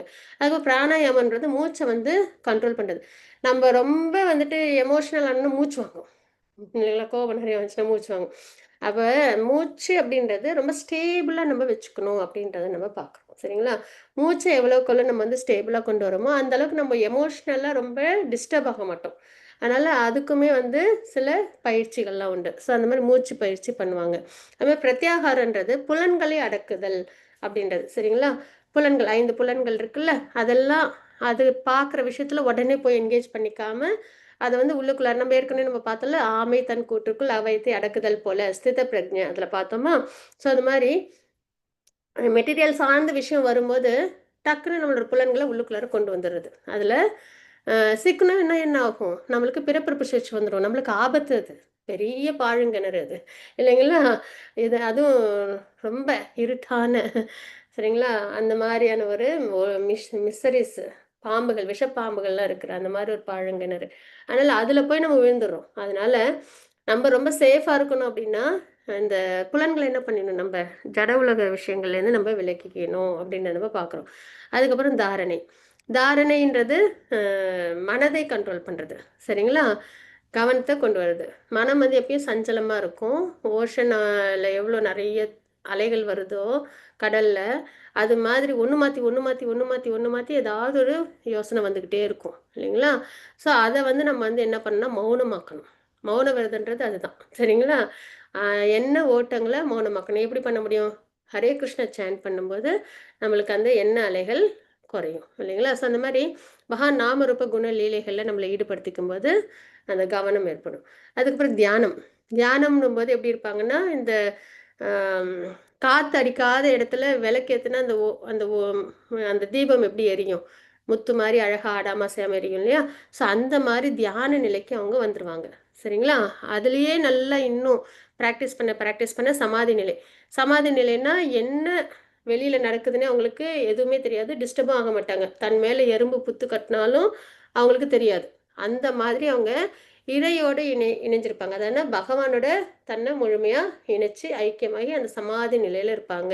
அதனால் ஜட உலக விஷயங்கள்லேருந்து எந்த துன்பமும் அவங்கள பாதிக்காது அப்படின்றத நம்ம பார்க்குறோம் சரிங்களா? ஸோ இந்த மாதிரி 8 அங்கங்கள், இதில் ஏதாவது ஒரு அங்கம் சரியாக பண்ணலனாலும் அது முழுமையாக இருக்காது. இப்போ நமக்கு எல்லா அங்கமும் சரியாக இருக்கணும் இல்லையா? கண், கால், கை எல்லாமே நல்லா இருந்தால் தானே. இல்லைன்னா என்ன ஆகிடும், ஏதாவது ஒன்று சரியில்லைனாலும் நம்ம நார்மல் கிடையாது. அதே மாதிரி இந்த அஷ்டாங்க யோகத்தில் இந்த 8 வந்து சரியான முறையில் பண்ணும்போது கண்டிப்பாக அந்த சமாதி நிலைன்றதை அடைய முடியும் அப்படின்றத பார்க்குறோம். சரி, இதை வந்து நம்ம பண்ண முடியுமா நம்மளால? ஏன்னா மெடிடேஷன் வந்து சத்தியுகத்துக்கு தான், நமக்கு கிடையாது சரிங்களா? எனக்கு இந்த மாதிரி சொல்லும்போது நான் ரொம்ப ஹாப்பி ஆகிட்டேன். இவ்வளவும் எப்படி பண்ணுறது நம்ம அப்படின்ட்டு. அப்புறமா நமக்கு இது வந்து ப்ரிஸ்கிரைப் பண்ணலை, நமக்கு பேப்பர் ஈஸி சரிங்களா? நம்ம இருக்கிறது கலியுகம். நமக்கு என்னென்னா சாண்டிங் பண்ணும், ஹரே கிருஷ்ண கிருஷ்ண கிருஷ்ண ஹரே ஹரே, ஹரே ராம ராம ராம ஹரே ஹரே. அழகாக சாண்ட் பண்ணும்போது நம்மளோட ப்ரிஸ்கிரைப் டியூட்டியை நம்ம பண்ணிடுறோம். ஒரு சத்தியுகத்தில் அஷ்டாங்க யோகம் பண்ணி என்ன பலன் அடைகிறோமோ அதையே கலியுகத்தில் சாண்ட் பண்ணுறதுனால நம்ம அடைஞ்சிடறோம். அது ரொம்ப ஈஸி பேப்பர் இல்லைங்களா? அதனால நம்ம என்ன பண்ண சாண்டிங் பண்ணணும். சரி, சாண்டிங்கில் இதை நம்ம எப்படி கொண்டு வரலாம் அப்படின்னா, நம்ம சாண்ட் பண்ணுற இடம் வெளிப்புற தூய்மை அப்படின்னு பார்த்தோமா? நம்ம சாண்ட் பண்ணுற இடம் ரொம்ப அமைதியானதா தூய்மையானதா நம்ம பார்த்துக்கணும். நியமம் அது நம்ம கண்டிப்பாக ஃபாலோ பண்ணணும். இன்டர்னல் டிசிப்ளின் அளவாக சாப்பிட்றது, அளவாக தூங்குறது, அளவாக வேலை செய்கிறது, அளவாக பொழுதுபோக்கிக்கிறதுல ரொம்ப அதில் நம்ம எப்பயுமே நம்ம தெளிவாக இருக்கணும். ஆசனம் நல்லா சேன் பண்ணுவோம், நல்ல நேர நிமிர்ந்து உட்காந்து அதுக்கப்புறம் நம்ம சேன் பண்ணுறது. பிராணாயாமம் ஹரே கிருஷ்ணா மகாமந்திரம் சொல்ல ஆரம்பிக்கும் போது மூச்சு வாங்கி உள்ளிழுத்து முடிச்சுட்டு அதுக்கப்புறம் மூச்சு வருது. அப்பயே மூச்சு வந்து ஸ்டெபிலைஸ் ஆகி ப்ராக்டிஸ் ஆகும் சரிங்களா? பிரத்யாகாரம் பகவானோட எல்லா விஷயங்களும் நம்மளோட புலன்களை என்கேஜ் பண்ணுறது. 3rd சாப்டர்லேயும் நம்ம அதை தான் பார்த்துக்கிட்டே இருக்கோம். கண்ணு பகவானை தரிசிக்கணும், காது பகவானோட நாமரூப குணநிலைகளை கேட்கணும், வாய் பகவான் நாமரூப குணநிலைகளை சொல்லணும், உணவு பிரசாதமாக எடுத்துக்கணும், மூக்கு பகவானுக்கு ஆஃபர் பண்ணதை சுவாசிக்கணும். ஸோ இந்த மாதிரி நம்ம பிரத்யாகாரம் தாரணை சேன் பண்ணும்போது மறுபடியும் பகவானை தியானிச்சு நம்ம சேன் பண்ணணும். சரிங்களா? சொல்லணும், கேட்கணும், மனசுல பகவான் நினைக்கணும். அந்த மாதிரி நம்மளோட தியானத்தை ஒருநிலைப்படுத்தணும். அப்படி நம்ம பண்ணும்போது பகவான் நம்ம இணைச்சிக்கலாம். சரிங்களா? அந்த நிலை வந்து நம்மளுக்கு சாண்டிங்ல வரும். சிலவங்களாம் சேன் பண்ணும்போது நல்லா பகவானோட நெஞ்சிருக்கிறத நம்மளால உணர முடியும். சரிங்களா? ஸோ அந்த மாதிரி நம்ம இதையுமே நம்ம ப்ராக்டிக்கலாக சாண்டிங்கில் எப்படி கொண்டு வருதுன்றதை நம்ம பார்க்கணும்.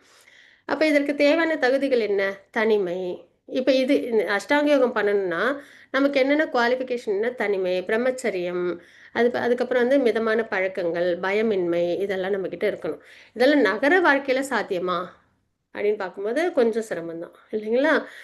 ஆனால் முடிஞ்ச வரைக்கும் இந்த ரூல்ஸ் அண்ட் ரெகுலேஷன்ஸை நம்ம சாண்டிங்லேயும் நம்மளோட பக்தியிலையும் நம்ம கொண்டு வர்றது நல்லது. உண்மையாலுமே நம்மளால் காட்டில் போய் தவம் பண்ண முடியாது இந்த மாதிரி ஒரு இடத்துல.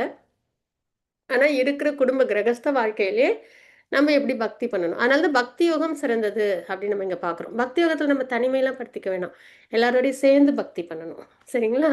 அதுதான். அடுத்தது 63, 64 ஸ்லோகம். யாருக்கும் ஸ்லோகம் வாசிக்க விருப்பம் இருக்கா? நான் வாசிக்கிறேன் மாதாஜி. தனலட்சுமி மாதாஜி வாசிச்சு கொடுங்க. ஹரே கிருஷ்ணா. அர்ஜுன உவாச்ச யோயம் யோகஸ்த்வயா பிரகோதः சாம்யேன மதுசூதன ஏதஸ்யாமம் ந பஷ்யாமி சஞ்சலத்வாத் ஸ்திதிம் ஸ்திரம். அதோட இது இப்பயே படிச்சிட்டீங்களா இல்ல அடுத்த ஸ்லோகம் படிச்சுட்டு மீனிங் படி? இப்போ படிச்சிடலாம். அர்ஜுனன் கூறினான், மதுசூதனன் மனம் நிலையற்றதும் அமைதியற்றதும் ஆனதால் நீங்கள் இப்பொழுது கூறிய யோக முறையானது நடைமுறைக்கும் ஒத்துவராததாகவும் தாங்க முடியாததுமாக தோன்றுகிறது. சஞ்சலம் ஹி மனஹ கிருஷ்ண பிரமாதி பலவத் திருடம் தஸ்யாகம் நிக்ரகம் மன்யே வாயோர் இவஸ்து துக்ஷரம். கிருஷ்ணா, மனம் அமைதியற்றதும் குழப்பம் நிறைந்ததும் அடங்காததும் சக்தி மிகுந்ததும் ஆயிற்றே. வீசும் காற்றை அடக்குவதை விட மனதை அடக்குவது கடினமானதாக எனக்கு தோன்றுகிறது. ஹரே கிருஷ்ணா. ஹரே கிருஷ்ணா. ஸோ இப்போ இந்த அஷ்டாங்க யோகம் அப்படின்றது இருக்கு இல்லையா, இதெல்லாம் நமக்கு இப்போ ஏன்னா இப்போ வரப்போகிறது என்ன, கலியுகம் இல்லைங்களா? கலியுகத்தில் இதெல்லாம் சாத்தியம் இருக்கிறதா தெரியலையே அப்படின்னு அர்ஜுனன் வந்து சொல்கிறாங்க. அதுவும் அர்ஜுனன் எப்படிப்பட்டவங்க, அவங்களுக்கு ஃபோக்கஸ் ரொம்ப நல்லா இருக்கும் இல்லையா? அவங்க வந்து பகல்லையும் இரவுலையும் ஒரே மாதிரியே சண்டை போடுவாங்க. இப்போ நமக்கு வந்து பகலில் நல்ல ரோட்டில் நடப்போம், இரவில் அதே மாதிரி வெளிச்சம் இல்லாதப்ப நடப்போம்னா முடியாது இல்லைங்களா? இத்தனைக்கு பழக்கப்பட்ட ரோடாக இருந்தாலுமே வீட்டுக்குள்ளேயே, ரோடுன்னு இல்லை வீட்டுக்குள்ளேயே. ஆனால் அர்ஜுனன் வந்து பகலில் எப்படி போர் பண்ணாங்களோ அதே மாதிரி இரவுலையும் பண்ணுவாங்க, ரெண்டு கையாலையும் பண்ண முடியும். அதே மாதிரி குரு வந்து மரத்தில் என்ன தெரியுதுன்னு கேட்டால் அவங்க குருவியோட கண்ணு மட்டும் தெரியுது அப்படின்னு சொன்னவங்க. அதே மாதிரி திரௌபதி அம்மாவோட சுயம்வரத்துலேயும் மீனை வந்து அவங்க அழகாக அவங்க வந்து வீழ்த்தினாங்கன்றதை பார்க்குறோம் இல்லையா அந்த டாஸ்கில். ஸோ அதனால அவ்வளவு ஃபோக்கஸ்டான அர்ஜுனர் சொல்றாங்க, என்ன சொல்றாங்க, மதுசூதனரே மனம் நிலையற்றதும் அமைதியற்றதுமானது இல்லையா? கண்டிப்பா. ஒரு நிமிஷம் ஒரு விஷயத்துல கான்சென்ட்ரேட் பண்றது சிரமமாயிடுது இல்லையா? அப்ப நிலையற்றது அமைதி. நீங்கள் இப்போது கூறிய யோக முறையானது, ஏன்னா பகவான் இதுல என்ன சொல்லியிருந்தாங்க, மனதை அடக்கணும், புலன்களை அடக்கணும் இல்லையா, மூச்சை வந்து சமநிலைப்படுத்தணும், இதெல்லாம் சொல்லியிருந்தாங்களா? அப்ப இந்த யோக முறை நடைமுறைக்கு ஒத்து வராததாகவும் தாங்க முடியாததாகவும் தோன்றுகிறது அப்படின்றத சொல்லியிருக்காங்க. சரிங்களா? அப்படிப்பட்ட அர்ஜுனர். அப்ப பகவான்கிட்ட சொல்றாங்க, மனதோட நேச்சர் அப்படியே அழகா சொல்றாங்க பாருங்க. மனம் எப்படிப்பட்டது அப்படின்னா அமைதியற்றது. நம்ம எல்லாருமே இதை ஃபீல் பண்றோம். குழப்பம் நிறைந்தது, கண்டிப்பா. அடங்காதது. அர்ஜுனன் சொல்றதெல்லாம் அப்படியே நமக்காகவே பேசுற மாதிரி இருக்கும். சரிங்களா? சக்தி மிகுந்ததும் ஆயிற்றே. ஆமா, அது பக்கம் தான் நம்மளும் இருக்கும். இப்ப நம்மளாம் கிட்ஸ் மேல கோவப்படுவோம். நான் சொல்றேன் படின்னு நீ கேட்க மாட்டேன்ற, நான் சொல்றேன் இந்த வேலையை செய்ய நீ கேட்க மாட்டேன், ரொம்ப கோவப்படுவோம். ஏன்னா மனதை வந்து கண்ட்ரோல் பண்ணணும். அது இப்ப கிட்ஸுக்கு நம்ம சொல்றோம், நம்ம மொபைல் பார்க்காம இருக்கோமா? முடியாது இல்லைங்களா? உடனே உடனே வாட்ஸ்அப்ல என்ன இருக்கு, டைம்னு ஒரு சண்டை, உடனே வாட்ஸ்அப்ல என்ன இருக்கு. அதே மாதிரி நிறைய விஷயம் நம்மளாலையும் கண்ட்ரோல் பண்ண முடியாம இருக்கும். அவ்வளோ சக்தி வாய்ந்தது. அதான் நான் சொன்னேன், நெருப்பு ஒன்று எரிக்கவும் முடியும், அதால விளக்கையும் ஏற்ற முடியும் இல்லையா? ஸோ அது மாதிரி தான் மனம் வந்து அவ்வளோ சக்தி வாய்ந்தது. ஸோ அதை வந்து நம்ம வந்துட்டு கண்ட்ரோல் பண்ணணும் அப்படின்னும்போது அர்ஜுனன் சொல்கிறாங்க, வீசும் காற்றை அடக்குவதை விட மனதை அடக்குவது கடினமாக எனக்கு தோன்றுகிறது. காற்றை கூட நான் வந்து கண்ட்ரோல் பண்ணுவேன், ஆனால் மனதை வந்து என்னால் கண்ட்ரோல் பண்ண முடியாது, அது ரொம்ப கடினமானதாக எனக்கு தோணுது அப்படின்றத நமக்காக கேட்டிருக்காங்க. சரிங்களா? அவங்களுக்கு இல்லை, நமக்காக. அதான் சஞ்சலம் ஹி மன கிருஷ்ண. அப்போ அந்த ஸ்லோகத்திலிருந்து தான் பார்க்குறோம். கிருஷ்ணா மனம் அமைதியற்றது, குழப்பமானது, அடம் பிடிக்கக்கூடியது, அதை அடக்க முடியாது, ரொம்ப வலிமையானது, காற்றை கூட கண்ட்ரோல் பண்ணிவிடும், ஆனால் மனதை கண்ட்ரோல் பண்ணுறது சிரமம் அப்படின்றத சொல்கிறாங்க. அடுத்த ஸ்லோகம் யாருக்காவது வாசிக்கணுமா? யாருக்கும் வேண்டாமா? சரி, ஓகே. ஸ்ரீ பகவானுவாச்ச அசம்சயம் மகாபாஹோ மனோ துர்நிகிரகம் சலம் அபியாசேன து கௌந்தேய வைராக்கியேன ச கிருஹ்யதே. பகவான் ஸ்ரீ கிருஷ்ணர் கூறினார் நமக்கு. அர்ஜுன் நமக்காக தான் இந்த கொஸ்டின் கேட்டாங்க. சரிங்களா? மனம் இப்படிப்பட்டது, நான் எப்படி அதை கண்ட்ரோல் பண்ணுவேன் அப்படின்னு சொன்னது. இப்போ பகவான் உபதேசம் கொடுக்கறது அர்ஜுனருக்கு இல்லை, எல்லாமே பகவத்கீதையே நமக்காக தான், பர்சனலாக நமக்காக தான். அப்போ என்ன சொல்கிறாங்க, நம்ம கவனமாக கேட்டுக்கணும். சரிங்களா?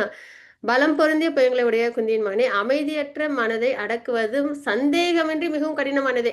பகவான் அதை சொல்கிறாங்க, கண்டிப்பாக கடினமானது, ஈஸிலாம் கிடையவே கிடையாது அப்படின்னு சொல்கிறாங்க. சரிங்களா? நம்ம ஒரு 2 நாள் சாண்டிங் மேலாம் ட்ரை பண்ணுவோம், 3 நாள் எனக்கு இது வராது அப்படின்ட்டு போயிடுவோம். ஒரு 4 நாள் 5 நாள் பகவத்கீதைக்கு வருவோம் கிளாஸ்க்கு, அப்புறம் என்ன இதில் நம்மளை வந்துட்டு இப்படிலாம் சொல்கிறாங்க அப்படின்ட்டு போயிடுவோம் இல்லையா? ஏன்னா மனம் வந்து அந்த அளவுக்கு எப்படிப்பட்டது அப்படின்னா அமைதியற்றது, அடக்கி அதை வந்து கொண்டு வரதுன்றது சந்தேகமின்றி மிகவும் கடினம்ட்டாங்க பகவான். ஆனால் அதுக்கப்புறம் ஒரு விஷயம் சொல்றாங்க. என்ன சொல்றாங்க? தகுந்த பயிற்சியினாலும் பற்றின்மையாலும் அது சாத்தியமாகும். இதான் நமக்கு பயிற்சி, சாதனா பக்தி பண்ணணும். சரிங்களா? அப்ப அது மாட்டேன், சாண்டிங் பண்ண மாட்டேன்னுச்சுன்னா பண்ணணும் அப்படின்னு சொல்லி நம்ம என்ன பண்ணணும், சாண்டிங்ல கொண்டு வரணும். அதே மாதிரி பிரசாதம் எடுக்க மாட்டேன்னும் போது பிரசாதம் எடுக்கணும் அப்படின்னு. குழந்தை மாதிரி தான், மனசு வந்து குழந்தை மாதிரி. சரிங்களா? அது தப்பு பண்ணும்போது நம்ம விட்டுருமா? ரோடை நானே தனியாக கிராஸ் பண்ணுறேன்னு 3 வயசு குழந்தை சொன்னால் விட்டுருவோமா? நம்ம போகக்கூடாது, அம்மா கை பிடிச்சிட்டு தான் வரணும், அப்பா கை பிடிச்சி தான் வரணும், பிடிச்சி கெட்டியாக பிடிச்சி கூப்பிட்டு போவோம்ல, அது மாதிரி தான் மனம்ன்றது. உடனே பழக்கத்துக்கு வராது, ஆனால் ஒன்ஸ் பழக்கிட்டோம் அதுக்கப்புறம் அதுவே செஞ்சிடும் எல்லா வேலையும். சரிங்களா? அப்போ பயிற்சி அப்படின்றது என்ன செய்யணும், குரு என்ன சொல்கிறாங்களோ அதை அப்படியே பண்ணிடணும், அவ்வளோதான். இப்போ நம்ம வந்து இவங்க அவங்க எல்லாருக்கும் ராமாயணம் எழுதின வால்மீகி அவங்களுக்கு தெரியும் இல்லையா? அவங்க வந்து ஃபஸ்ட்டு ரத்னாகரா இருந்தாங்க. ரத்னாகரா இருக்கும்போது அவங்க வேடுவனா இருந்தாங்க. நிறைய அந்த வேட்டையாடுறது, வழிப்போக்கர்கள்ட்டேருந்து பணம் எடுக்கிறது, இந்த மாதிரி செயல்கள் தான். இதெல்லாம் தமோகுணத்தின் அறிகுறி இல்லைங்களா? ஸோ அப்போ வந்து நாரதர் வருவாங்க. நாரதர் வர இடத்துல பக்தி நிச்சயம். சரிங்களா? ஸோ வந்துட்டு நீ இந்த மாதிரிலாம் பண்ணுறிய, இதில் பாவம் வருமே அப்படின்வாங்க. ஆமாம், ஆனால் என் குடும்பத்துக்காக நான் பண்ணுறேன், என் குடும்பத்தை நான் தானே பார்த்துக்கணும் அப்படின்வாங்க. நம்மளாம் சொல்கிற மாதிரி தான். சரிங்களா? ஆனால் நீ உன் குடும்பத்தில் போய் எல்லார்ட்டையும் கேளு, பாவத்தை எடுத்துக்கிறாங்களா அப்படின்னு. போய் கேட்பாங்க, யாரும் எடுத்துக்க மாட்டேன்ருவாங்க. எங்களை பாதுகாக்க வேண்டியது உங்களோட கடமை, அது நல்ல வழியில் நீங்கள் எங்களை பாதுகாத்து கொடுங்க அப்படின்றவாங்க. திருப்பி இவங்க வருவாங்க. வந்தோடனே நாரதர் கேட்பாங்க, பாவத்தில் பங்கெடுத்துக்கிறாங்களான்னா இல்லை அப்படின்னு. ஆனால் அதுக்கப்புறம் நாரதர் சொல்லுவாங்க, இந்த இடத்துல உட்காந்து மரா மரான்னு சொல்லுன்னு. ஏன், எதுக்கு, எவ்வளோ நாள் சொல்லணும், இது சொன்னால் எனக்கு என்ன நடக்கும், எதுவும் கேட்கல. இதுதான் மந்திரமா, எதுவும் கேட்கல. இந்த மரத்தடியில் உட்காந்து மரா சொல்லுன்னாங்க. கண்ணை மூட்டு உட்காந்தாங்க, ராம ராம ராம ராம ராம ராம ராம ராம ராம ராம ராம ராம ராம ராம ராம ராம ராம ராமன்னு சொன்னாங்க. அந்த ராம நாம என்ன பண்ணிச்சு அவங்கள, தமோ குணத்துல ஒரு வேடுவனா இருந்து வழிபோக்கர்கள்ட்டேருந்து இது பொருட்களை எடுத்தவங்க என்ன ஆனாங்க, அதே பிறவியில அதே இதுல சிறந்த பக்தனாய் வால்மீகியா வந்து ராமாயணம் எழுதினாங்க. அப்ப சாத்தியம் எப்போ, குருவோட கைடன்ஸ்ல அவங்க என்ன சொல்றாங்களோ அதை நம்ம, ஏன்னா நம்ம தானே படித்தோம் 4.34 ஸ்லோகத்தில் தத்வித்தி பிரணிபாத்தேன்னு, அடக்கத்துடன் கேள்விகள் கேட்டு பணிவிடை செஞ்சு நம்ம நாலேஜை ஒரு செல்ஃப் ரியலைஸ்டு சொல் பானஃபைட் பரம்பரால் வர குரு கிட்டேருந்து நம்ம எடுத்துக்கணும் அப்படின்னு. ஸோ அந்த வகையில் குரு கிட்ட சமர்ப்பணம் இருக்கணும். அவங்க நம்மளுக்கு நல்ல பாதையை தான் காமிப்பாங்க. ஸோ அவங்க என்ன சொல்கிறாங்க, நம்மளுக்கு பயிற்சி கொடுக்குறாங்க, சாதனா பக்தி. அந்த பயிற்சி பகவான் சொல்கிறாங்களா, பயிற்சி பண்ணுன்னு. சாதனா பக்தி சாண்டிங் பண்ணணும், ரெகுலேட்டிவ் பிரின்சிபல்ஸ் ஃபாலோ பண்ணணும், வைஷ்ணவ சேவா பண்ணணும். ஸோ அதை நம்ம பண்ணணும் வாழ்க்கையில். பற்றின்மை, இந்த ஜட உலக விஷயங்களில் ரொம்ப பற்றுதல் வச்சுருக்கக்கூடாது. டிஸ்டர்ப் வரும், பண்ணும் மனசு வந்து பண்ணும். நம்ம வந்து மூவி பார்க்கலாம், சீரியல் பார்க்கலாம், நியூஸ் பார்க்கலாம், சரியா வெளில போடலாம், ஏதாவது ஒன்று சொல்லணும். ஆனால் நம்ம என்ன பண்ணணும், தெளிவாக எல்லாம் நம்மளோட சாதனா பக்தி எல்லாம் பண்ணிட்டு அதுக்கப்புறம் எவ்வளவு நம்மளுக்கு இந்த வாழ்க்கைக்கு தேவையோ அவ்வளவுக்கு நம்மள என்கேஜ் பண்ணிக்கணும். சரிங்களா? அப்ப பயிற்சி பற்றின்மை இது இதனால சாத்தியமாகும்ட்டாங்க. சந்தேகமின்றி கடினம் சொல்லிட்டாங்க. அதுக்கப்புறம் சாத்தியமாகும்ட்டாங்க. ஸோ பகவான் சொல்லிட்டாங்கன்னா கண்டிப்பா அது உண்டு இல்லையா? ஸோ அதனால நம்ம நல்லபடியா அதில் டிட்டர்மினண்டா இருக்கணும். சரிங்களா? அப்ப அபியாசம் பிராக்டிஸ், வைராக்கியம் டிட்டாச்மெண்ட். வைராக்கியத்தோட இருக்கணும் அதில் நம்ம. சரிங்களா? அதுதான். அது மாதிரி முயற்சிகள். சரி, இப்போ அர்ஜுனன் கொஸ்டின் கேட்குறாங்க. என்னன்னா, இப்போ யோகத்தில் வந்துடுறாங்க. சரியா? வந்துட்டு அதில் வெற்றி அடையல. இப்போ நம்ம இன்னைக்கு கூட ஏகாதசி மகாத்மியம் பார்த்தோமா? அதில் என்ன பார்த்தோம்? ஒரு தவத்தில் கலைஞ்சிடுறாங்கன்னு பார்க்குறோம் இல்லையா? ஸோ அப்போ அந்த மாதிரி யோகத்தில் ஃபாலோ பண்ணி கொஞ்ச நாள் அதில் இது பண்ண முடியாமல் வீழ்ச்சி அடைஞ்சிடுறாங்க, ஃபால் டவுன் ஆயிடுறாங்க. அவங்க நிலைமை என்ன ஆகும்? அவங்க ஜட வாழ்க்கையும் வாழல, ஆன்மீக வாழ்க்கையும் அடைய முடியல. அப்போ அவங்க நிலைமை என்ன ஆகும் அப்படின்னு அர்ஜுன் கொஸ்டின் கேட்பாங்க. அதுக்கு பகவான் ஆன்சர் கொடுப்பாங்க உபதேசமா. 2 விஷயம் இருக்கு. ஒருத்தவங்க கொஞ்ச காலம் யோகம் பண்ணி வீழ்ச்சி அடைஞ்சிடுறாங்க, அதாவது ஃபால் டவுன் ஆயிடுறாங்கன்னா, அவங்க ஒரு பணக்கார குடும்பத்தில் இல்லைன்னா ஒரு நல்ல குடும்பத்தில் அவங்களுக்கு பிறப்பு கிடைக்கும். இப்போ பார்த்தீங்கன்னா சிலவங்க வீட்டில் நல்ல சாமி பக்தி இருக்கிறவங்களாவே இருப்பாங்க. இப்போ நம்மளாம் அப்படி தான் இருப்போம் மேக்சிமம். இந்த மாதிரி சத்சங்கில் நம்மளாம் வரோம்னா கண்டிப்பாக பேக்ரவுண்ட் நல்ல சாமி கும்பிட்றவங்களா இருப்போம். சரிங்களா? தேவர்கள் வழிபாடு இதெல்லாம் பண்ணுறவங்களா இருப்போம். சரிங்களா? அப்போ அந்த மாதிரி குடும்பத்தில் பிறந்து அதில் பழகி சின்ன வயசில் இப்போல்லாம் வேறு வேறு பொழுதுபோக்கு அம்சம்லாம் இருக்குது. நான்லாம் சின்னதாக இருக்கும்போது வெளியில் போனால் கோயிலுக்கு கூப்பிட்டு போவாங்க. கோயில் விட்டால் வீடு, ஸ்கூல், அவ்வளோதான். வேறு எதுவும் தெரியாது இல்லையா? அப்போ பூஜை புனஸ்காரங்கள் அந்த மாதிரியே இருக்கிற குடும்பத்தில் பிறப்பு கிடைச்சி அதில் நம்ம நல்ல பக்தி மார்க்கத்துக்கு இன்னும் நம்மளை எலிவேட் பண்ணிக்க முடியும். சரிங்களா? அது ஒரு பணக்கார வீட்டில் பிறப்பு கிடைக்கும். அப்படி கிடைச்சதுனாலும் அந்த வெல்த்தை வச்சு மறுபடியும் பக்தி மார்க்கத்தில் வர்றதுக்கு ஏதுவாக அமையும். ஸோ அதனால் பகவான் உபதேசத்தில் என்ன சொல்கிறாங்கன்னா, கொஞ்ச காலம் யோகத்தில் இருந்து அதுக்கப்புறம் வீழ்ச்சி அடைஞ்சிடுறாங்கன்னா அவங்க ஒரு நல்ல குடும்பத்தில் இல்லைன்னா பணக்கார குடும்பத்தில் பிறப்பு அவங்களுக்கு கிடைக்கும். அதே மாதிரி பகவான் விட்டுற மாட்டாங்க. ஏன்னா பக்தின்றது நம்ம ஏற்கனவே சொன்ன மாதிரி தான், உண்டியலில் போடுற காசு மாதிரி தான். ஒரு இடத்துல நம்ம நிறுத்திட்டோம் அப்படின்னா மறுபடியும் ஆரம்பிக்கிறதுக்கு பகவான் எல்லா ஏற்பாடுகளையும் கொடுத்து அதுக்கப்புறம் அது எங்கே நிறுத்துறோமோ அங்கேருந்து தான் அது தொடங்கும். சரிங்களா? மெட்டீரியல் விஷயம் மாதிரி கிடையாது. இந்த பிறவியில் நம்ம என்ன படிச்சிருக்கோமோ அது இந்த பிறவியோட போயிடும். இந்த பிறவியில் என்ன சொத்து சேர்த்து வச்சிருக்கோமோ அது இந்த பிறவியோட போயிடும். அடுத்த பிறவியில் அதை நம்ம கொண்டு போக முடியாது. ஆனால் பக்தி நம்ம கூட வரும். அதே மாதிரி நிறைய காலம் இது யோகத்தில் இருந்து அதில் அப்புறம் வீழ்ச்சி அடைஞ்சிடுறாங்க அப்படின்னா அவங்க ஆச்சாரியல் குடும்பத்தில் பிறப்பெடுப்பாங்க, ஆன்மீகவாதி குடும்பத்தில் பிறப்பெடுப்பாங்க அப்படின்றத பார்க்குறோம். சரிங்களா? நல்ல வைஷ்ணவர்கள் ஆரம்பத்துலேருந்து பிறப்புலேருந்தே சரிங்களா அந்த மாதிரி இருந்து அதுலேயே தழைச்சி வர மாதிரி ஒரு பாக்கியம் அவங்களுக்கு கிடைக்கும். அது ரொம்ப ரேராக தான் கிடைக்கும் அப்படின்றாங்க. சரிங்களா? ஸோ அதனால் தோல்வி இருக்கா அப்படின்னா கண்டிப்பாக தோல்வி இல்லை. அதுல உயர்வு தான் நம்மளுக்கு. அடுத்த ஜென்மத்திலையும் கண்டிப்பா நம்ம ப்ராக்ரஸ் ஆகுற மாதிரி தான் நமக்கு கிடைக்கும். ஒருவேளை இந்த ஜென்மத்தில் நம்ம முழுமையா பக்தி பண்ணி பகவானை அடைய முடியலனாலும் அடுத்த ஜென்மத்தில் நம்மளுக்கு கண்டினியூஸ் தான் ஆகும்.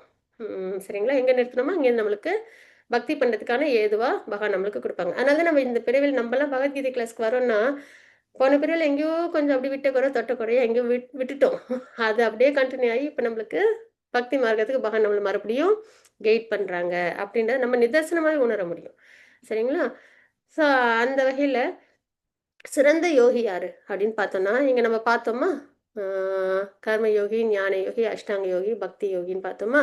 சிறந்த யோகி யார் அப்படின்னா பக்தி யோகி அப்படின்றத பகவான் லாஸ்ட் ஸ்லோகத்தில் சொல்றாங்க. சரிங்களா?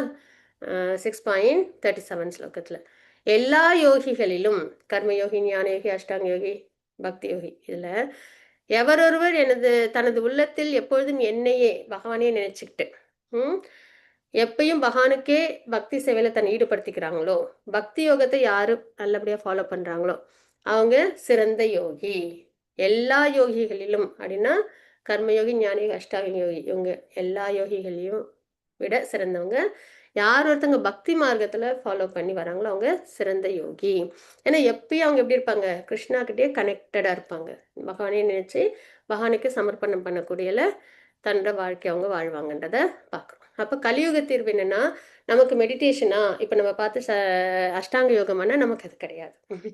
சரிங்களா? நம்ம என்ன பண்ணணும், நல்ல சாண்டிங் பண்ணணும். இதே மாதிரி நல்லா ஜபம் பண்ணணும். அதுதான் கலியுகத்தோட தர்மம் அப்படின்றத நம்ம தெரிஞ்சுக்கிறோம். சரிங்களா? இது வந்து நெறைய ஸ்கிரிப்சர்ஸ்லயும் நம்ம வந்து ரெஃபரன்ஸ் பார்க்கலாம். சரிங்களா? அ பிருஹத் நாரதீய புராணத்துல பார்க்கலாம். சரிங்களா? ஹரே நாம ஹரே நாம ஹரே நாமைவே கேவலம் அப்படின்ற ஸ்லோகம் இருக்கு. அது என்னன்னா, இந்த கலியுகத்துல அ மகான் நாமத்த உச்சரிக்கிறது, ஹரிநாமத்த உச்சரிக்கிறது தான் ஒரே மார்க்கம். நம்ம வந்து விடுதலை அடையறதுக்கு அப்படின்னு வந்து இருக்கு. சரிங்களா? அது மாதிரி நிறைய ரெஃபரன்ஸ் லோக்கா உண்டு. பாகவத்துல இருக்கு, பகவத்கீதையில இருக்கு, ஜப யஜ்ஞோஸ்மியா நான் இருக்கேன் அப்படின்றத பகவத்கீதையில 10.25ல சொல்லியிருப்பாங்க பகவான். சரிங்களா? ஜபம் ஜபமா நான் நாம ஜபமா நான் இருக்கேன். ஸோ அது மாதிரி எல்லாத்துலேயும் வந்துட்டு ரெஃபரன்ஸ் உண்டு. சரிங்களா? பாகவத்துல, பகவத்கீதையில, இந்த மாதிரி பிருஹத் நாரதிய புராணத்துல, கலி சந்தர்ஷன உபநிஷத்துல கலியுக தர்மம் என்னன்னா ஹரிநாமத்தை நம்ம சொல்லணும். அந்த வகையில் மகாமந்திரத்தை நம்ம சொல்லணும். ஹரே கிருஷ்ண கிருஷ்ண கிருஷ்ண ஹரே ஹரே, ஹரே ராம ராம ராம ஹரே ஹரே. அது என்ன பண்ணும்? நம்ம மனதை தூய்மைப்படுத்தும், நம்மளை நல்லபடியாக பக்தியில் முன்னேற்றம் அடைய வைக்கும் அப்படின்றத நம்ம பார்க்குறோம். சரிங்களா? அப்போ ஃபஸ்ட்டு ஜபம் எப்படி பண்ணோம்? ஃபஸ்ட்டு பஞ்சதத்துவ மந்திரம் சொல்லணும். ஜெய் ஸ்ரீ கிருஷ்ண சைத்தன்ய பிரபு நித்யானந்த ஸ்ரீ அத்வைத கதாதர ஸ்ரீவாசதி கௌரபக்த விருந்த. அதுக்கப்புறம் மகாமந்திரம் ஹரே கிருஷ்ண கிருஷ்ண கிருஷ்ண ஹரே ஹரே, ஹரே ராம ராம ராம ஹரே ஹரே அப்படின்னு சொல்லணும். அது எப்படி இருக்கணும்? முறை எப்படி இருக்குன்னா, மிதமாக சொல்லணும். நம்ம ஒரு ஒரு அக்ஷரமும் தெளிவாக இருக்கணும். அதை நம்மளே கேட்கணும். சரிங்களா? பகவான மனசில் நினச்சிக்கணும், கேட்கணும். ஸோ சொல்கிறது, கேட்கறது, நினைக்கிறது. ஸ்ரவணம், கீர்த்தனம், விஷ்ணு ஸ்மரணம். பக்தி யோகத்தில் பக்தி 9 வகையான பக்தியில் 3 வகையான பக்தி அதில் வந்துடும். சரிங்களா? அந்த மாதிரி நம்ம நல்ல ஃபோக்கஸ்டாக, சரிங்களா, அப்படி நம்ம படித்தோம்னா நம்மளுக்கு கவன சிதறல் ஏற்படாது. ஃபோக்கஸ் பண்ண முடியும். இதுக்கு ஏதாவது கடுமையான வழிமுறைகள் இதுக்கு இருக்கா? அஷ்டாங்க யோகம் ஃபாலோ பண்ணுற மாதிரி ஏதாவது இருக்கான்னா எதுவும் கிடையாது. எப்போ வேணாலும் சொல்லலாம், குளிக்காமல் கூட சொல்லலாம். சரிங்களா? நம்மளை ரெஃப்ரெஷ் பண்ணிக்கணும். காலையில் ஏஞ்சிட்டு நல்லா ரெஃப்ரெஷ் பண்ணிக்கிட்டு வந்து ஹரே கிருஷ்ண மகாமந்திரமும் சொல்லலாம். சரிங்களா? எந்த நேரத்தில் சொல்லணும்னா, முக்கியமாக பிரம்ம முகூர்த்தத்தில் சொல்கிறது ரொம்ப நல்லது. அப்படி இல்லைனாலும் எல்லா நேரமும் சொல்லணும். ஏன்னா பகவான் 9th சாப்டர்ல சொல்லியிருப்பாங்க, சத்தம் கீர்த்த என் தோமாம் சொல்லியிருப்பாங்க. எல்லா நேரமும் பகவான் நாமத்தை சொல்லும்போது நம்ம ஜட உலக விஷயங்கள்லேருந்து விலகி பகவானை அடைய முடியணும். ஆனாலும் ஜபம் பண்ணுற நேரத்துலையாவது நம்ம என்ன பண்ணணும்? நல்லபடியாக ஃபோக்கஸ் பண்ணணும். நைட்டில் சொல்லாமா, காலையில் சொல்லாமன்னா எல்லா நேரமும் சொல்லலாம். ஆனால் விடிய காலையில் பிரம்ம முகூர்த்தத்தில் சொல்கிறது ரொம்ப சிறந்தது அப்படின்றத பார்க்குறோம். சரிங்களா? ஜபத்தின் நன்மை என்னன்னா, நம்ம இதயத்துல தூய்மை ஏற்படுத்தும், மன அமைதி ஏற்படும், ஸ்டேபிள் ஆகும். கோவம்லாம் வந்துச்சுன்னா கூட அதெல்லாம் குறையும். கர்ம வினைகள்லாம் நம்ம கிட்ட இருந்து விடுதலை ஆகும். மகான் நாமத்தை சொல்ல சொல்ல. ஏற்கனவே நம்ம வால்மீகியோட இது பார்த்தோம். இப்ப அவங்க எப்படி இருந்தாங்க? தமோ குணத்துல ஒரு வேடுவனா இருந்தாங்க. ஆனா நாம ஜபம் பண்ணி பண்ணி அவங்க என்ன பண்றாங்க? மகான் இது டிவோட்டி ஆகிடுறாங்க இல்லையா? ஸோ அது மாதிரி நம்மளோட அந்த கர்ம வினைகள் கூட விலகும். அப்ப மாணவர்களுக்கு நினைவாற்றல் மற்றும் கவனம் அதிகரிக்கும். நம்ம கரெக்டா அந்த முறையில கொஞ்சமா சொல்லி கேட்டு, அதாவது மெதுவா நிதானமா சொல்லி கேட்டு மனசுல நினைக்கும்போது அந்த ஃபோக்கஸ் மெமரி பவர்லாம் நம்மளுக்கு ஏற்படும். சரிங்களா? அதனால கவனமா நம்ம சொல்லணும். இதை வந்து அங்கீகரிச்சிருக்கிறாங்க எல்லாரும். சரியா? அறிவியல் பூர்வமாகவும் ஆன்மீகம் வந்து எப்படி எடுத்துக்கிறாங்கன்னா, இந்த ஜார்ஜ் ஹாரிசன் அப்படின்றவங்களும், ஆல்பர்ட் ஃபோர்ட் இருக்காங்களே, இவங்களாமும் நல்லபடியா இஸ்கான்ல கிருஷ்ண பக்தியில ரொம்ப சிறந்து அவங்க இருக்காங்க அப்படின்றத நம்ம பார்க்குறோம். சரிங்களா? இவங்களாம் வந்துட்டு இந்தியாவில் பிறந்து வளர்ந்தவங்க இல்லை. சரிங்களா?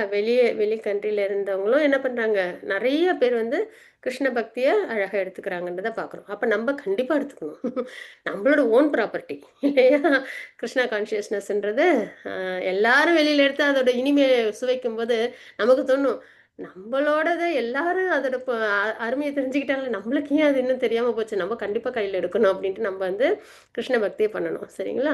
அப்போ இன்றைய தொடங்குங்கள். தினமும் ஒரு முறை 108, அதாவது 108 முறை ஹரே கிருஷ்ண மகாமந்திரத்தை உச்சரிக்கணும். அதில் நம்ம யோக ஏனியின் உங்கள் பயணத்தை இன்றே தொடங்குங்கள். நேற்றுக்கு நம்ம ஸ்லோகத்தில் பார்த்தோம்ல, இந்த உடலை விடுவதற்கு முன்பு எல்லாம் தெரிஞ்சுக்கிட்டு தேட்டிக்கலாம். ஓகே, நான் ஆத்மா, பக்தி பண்ணணும், எல்லாம் தெரியும். அதுக்கப்புறம் செஞ்சு இதை ஸ்டெப்ஸ் எடுத்து வச்சு ஃபாலோ பண்ணுறமாங்களா? இல்லை, அப்புறம் பார்த்துக்கலாம். அப்படி கூடாது, இப்பயே. சரிங்களா? ஏன்னா எவ்வளோ காலம் இருக்குன்னு தெரியாதுல்ல. அதனால் பிறப்பிறப்பு சூழ்ச்சிலேருந்து வெளியில் வரத்துக்கு நம்மளுக்கு மார்க்கம் கிடைச்சிருக்கேன்னு நம்ம சந்தோஷப்பட்டு, அதுவும் ஹோலி புக் பகவத்கீதை நம்மளால் வாசிக்க முடியுது இன்னும். அந்த அளவுக்கு நம்மளுக்கு கொடுப்புன்னு இருக்குன்னு நினச்சி, நாம சங்கீதம் இன்னும் ஈஸி. ஹியூமன் லைஃப் ரொம்ப ரேராக கிடைக்க வேண்டியது நம்மளுக்கு நல்லபடியாக கிடைச்சிருக்கு. அது ஆரோக்கியமாக கிடைச்சிருக்கு பகவானோட அனுகிரகத்தில். அதனால பக்தியை நம்ம உடனே செய்யணும் அப்படின்னு தான். அப்போ பஞ்சதத்துவ மந்திரம் மகாமந்திரம் ஜெய் ஸ்ரீ கிருஷ்ண சைத்தன்ய பிரபு நித்யானந்த ஸ்ரீ அத்வைத கதாதர ஸ்ரீவாசதி கௌர பக்த விருந்த ஹரே கிருஷ்ண கிருஷ்ண கிருஷ்ண ஹரே ஹரே ஹரே ராம ராம ராம ஹரே ஹரே ஹரி போல். வாஞ்சா கல்பத்ருபஷ்ய கிருபா சிந்து பையவச்ச பதிதானாம் பாவனே வைஷ்ணவ நம அனந்த கோடி வைஷ்ணவ பிரபாத் கி ஜெய். ஹரே கிருஷ்ணா. பிரணாம்ஸ் எல்லாருக்கும். ஏதோ ரியலைசேஷன் ஷேரிங்ஸ் இருந்ததுன்னா அவசியம்